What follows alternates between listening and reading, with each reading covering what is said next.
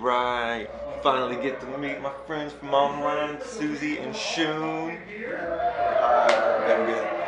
We were able to do comedy here in Houston. Two questions for you guys. What was your very first vehicle? And we will go ahead and answer. Schune, what was your first vehicle, bud? First? Go do that again. Have you ever owned a vehicle? I've never owned a gas-powered vehicle. I've owned a me-powered vehicle. And my first one was a Schwing Spitfire bicycle. Had like Guy Fieri flames on the side. And I thought it was so sick. And because my parents bought it for me when I reached a certain height, so that my feet could touch the ground while I was still on the bicycle seat. And it felt really good. And I think I've stayed at that height for like 12 years now. Oh man, that's funny. What ended up happening to it? Do you still have it? No, it like super rusted in the rain. There was in 2012 and 2011 and 2012, there were two hurricanes back to back, Sandy and Irene in New York. And my bike just got so rusty that it was really painful to ride. Okay. The worst damage from the hurricane was your bike. Yeah, because it reminded me of how short I am now. I'm just glad it didn't get stolen from you. I know we're in the suburbs, and no one's gonna steal my bike. Alright. Susan? You have something? So Schune taught me how to ride a bike because I didn't know how to ride a bike until a year or two ago. Because I was gonna learn how to ride a bike, I was learning and I had the pedals on it, and we removed one of them so I could like the little assistant pedals, and I was gonna try to do it just one, and then we got a rat infestation, and I lived in the building in the building's bike area, so my bike became unusable from rat piss and shit. So we had to throw away the bike, and my parents never got me a new one. Damn. I mean, being from the South, I hear about the New York rats. Is it really like? I mean, I guess it is that bad that they'll just piss on your bike and Oh, well, I'm from Brazil. Whoa, These are Brazilian rats. Oh, Brazilian rats. Dude, those gotta be fucking yoked. They're awesome. They're really chill.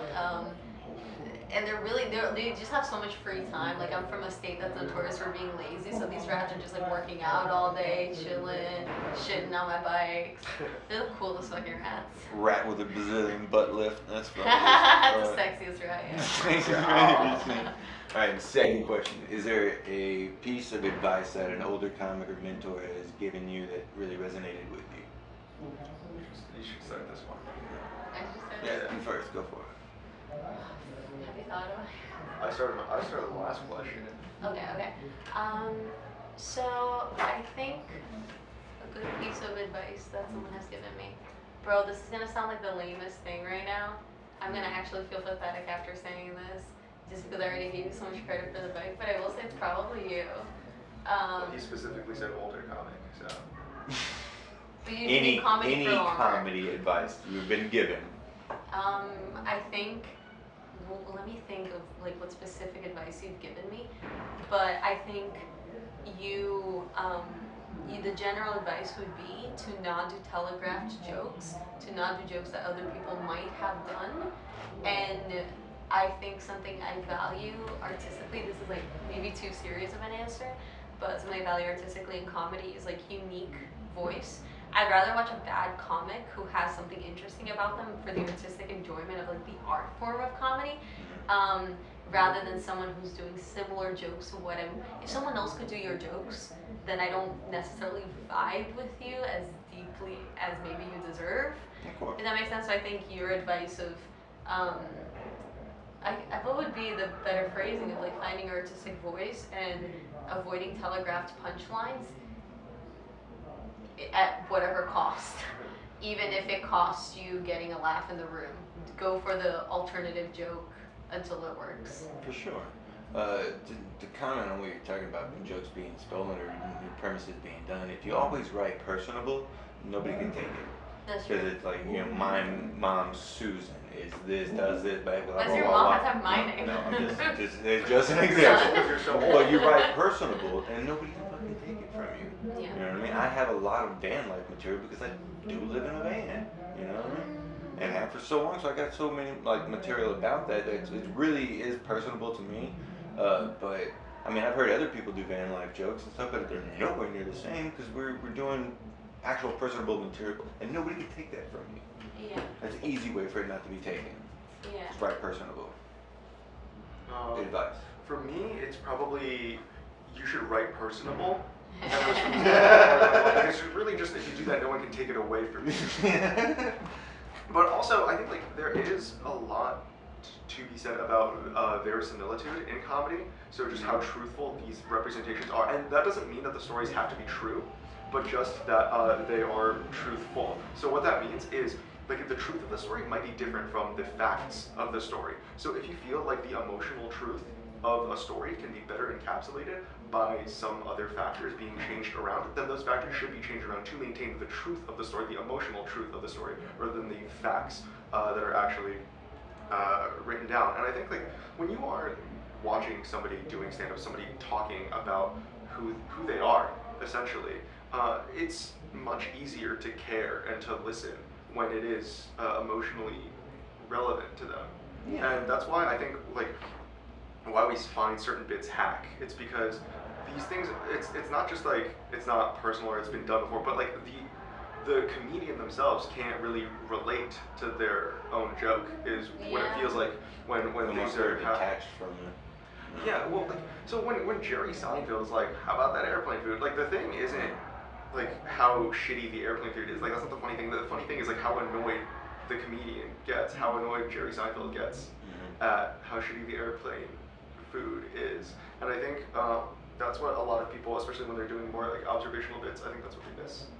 Who gave you that advice? Clark Michaels. I mean, it's true. No lie there, dude. 100%. I'd say one of the best advice that I ever got, I told you earlier, is you're not nervous, you're excited.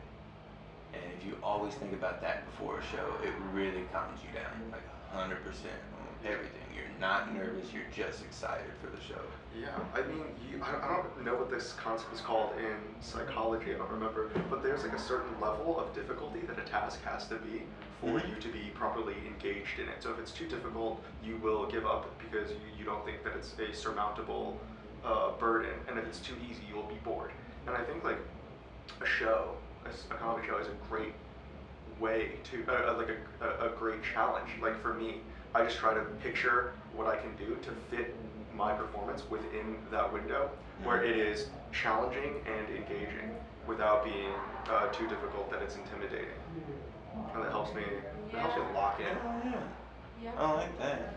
Also, I mean, sometimes I will just go deep and like not plan nothing.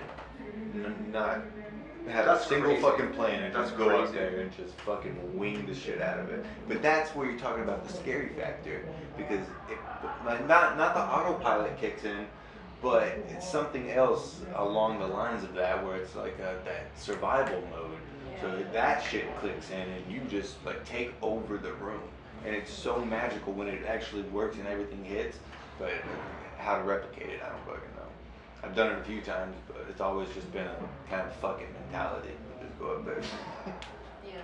That's crazy. It is crazy, Yeah. but it works. Okay. Because I would say that it works because the audience knows I'm not fucking lying about shit That's right. when I'm Whatever on works there. for different people works for different people. For sure. Probably at a place where it works as well. Mm-hmm. I want to see this. Attach one at the end of this. I saw you reach for that record button. Do you want to end this? Is this getting too boring for you? Is Not that. not enough content? I thought that was enough, and then I wanted to get deeper into it, but not actually record Oh, yeah. that kind of shit. Oh, okay. Because you're gonna say something racist.